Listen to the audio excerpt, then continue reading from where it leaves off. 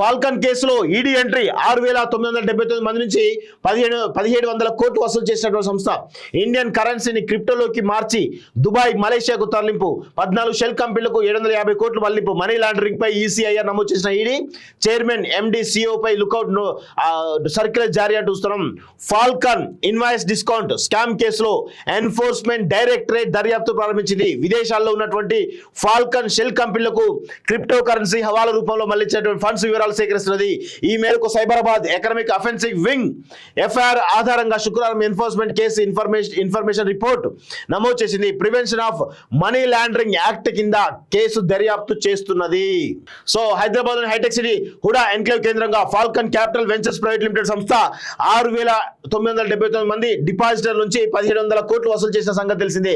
Dubai Malaysia సహా మొత్తం 14 shell కంపెనీలకు 850 కోట్లు మళ్లించినట్లు సైబరాబాద్ పోలీసులు దర్యాప్తులో తేలింది. ఢిల్లీకి చెందినటువంటి బాధితులు సహా పలువురు ఫిర్యాదుల మేరకు 11 ఎఫ్ఐఆర్ నమోదు చేసినటువంటి ఈఓడబ్ల్యూ పోలీసులు ఆదివారం Falcon Capital Protection Force vice chairman Odela Pavan Kumar, director Kavya Nalluni arrest చేశారు. ఎగ్జిక్యూటివ్ మేనేజర్ అనంతరం గురువారం అరెస్ట్ చేసి రిమాండ్కు తరలించారు. ప్రధాన నిందితులు దుబాయ్ లో అంటూ చూస్తున్నాం.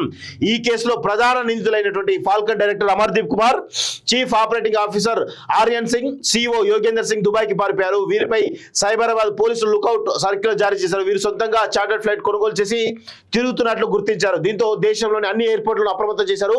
హైటెక్ సిటీ హుడా ఎన్క్లేవ్ కేంద్రంగా Falcon capital ventures private limited online multi level marketing నిర్వహిస్తుంది.